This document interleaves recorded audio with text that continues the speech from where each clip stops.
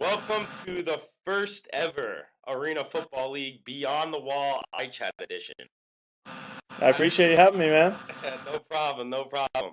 All right, so we're gonna start this off. You're Mr. Ivy League. You attended Brown University. You broke school single season passing record.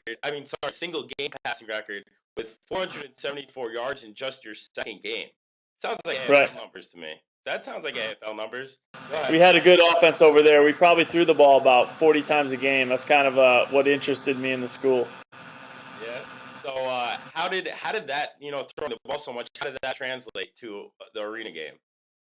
Not just throwing the ball so much, but Brown had a lot of three-step passing in their passing game. It was kind of a possession, more of a West Coast style. That helped me with my timing because we were already going so much three-step that it wasn't that hard to transition into arena. I'm sure it's a lot harder for other guys that are in that five-step, seven-step program. hmm well, like that, after you graduated, you had quite the journey into the AFL. You played for Yeah. numerous AF2 teams. Well, you won the 2006 Arena Cup championship. Were named the player of the game. 2008 AF2 Offensive Player of the Year. Tell me a little bit about your progress in arena football with the AF2 game. It was tough at first. Not fitting into the game, but just finding a team that would allow me to have a chance of starting.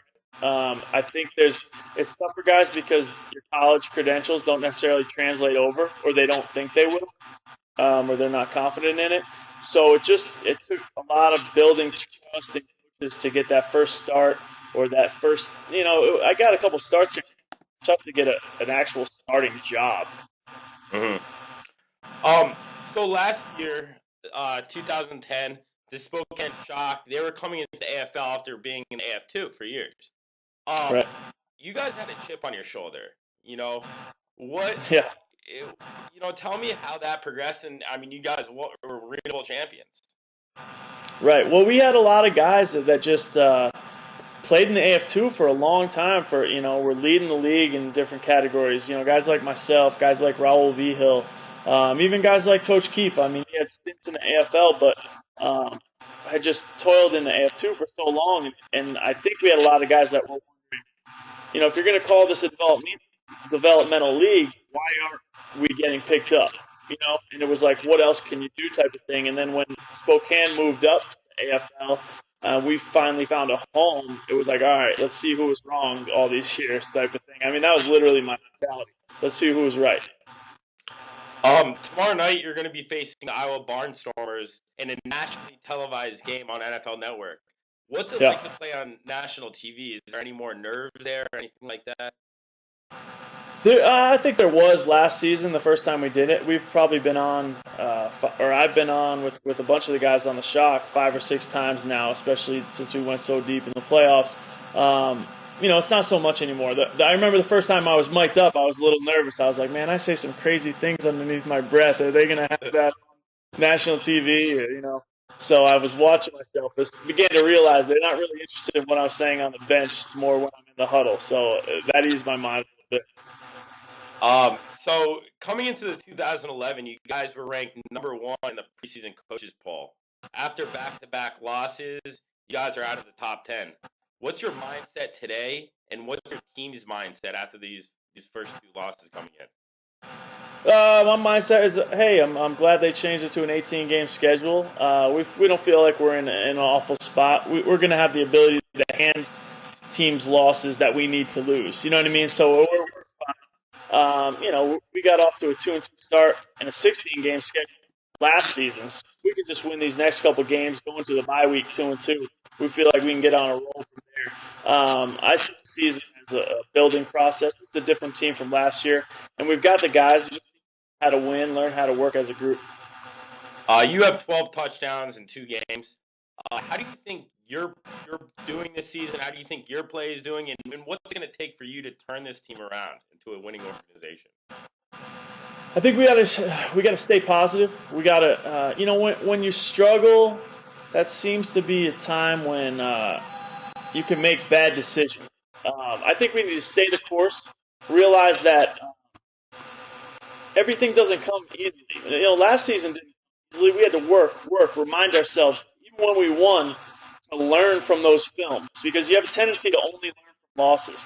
I remember losing last season and coach saying, "Good, at least we know we have to learn from it." So we just have to maintain that mindset that it's a building process, and what we're trying to do is set ourselves up for the playoffs. It's not about going undefeated; it's about winning playoff games at the end of the year. So if we can make the playoffs, be in a good position, we can win another championship. Couple of off the field questions. A couple of these are actually from our Facebook users, so they had an opportunity to ask questions today. What's your favorite thing to do outside the football field? I'm an artist. I was a visual art major at Brown. I do a lot of graphic design. Pretty entrepreneurial. My brothers and I started a company in Rhode Island called TonightInRI.com. It's a nightlife directory. It's a pre-thought out way to look at how to search for places to go online. I do a lot of so but those are a couple. Do you have any superstitions? Any superstitions? I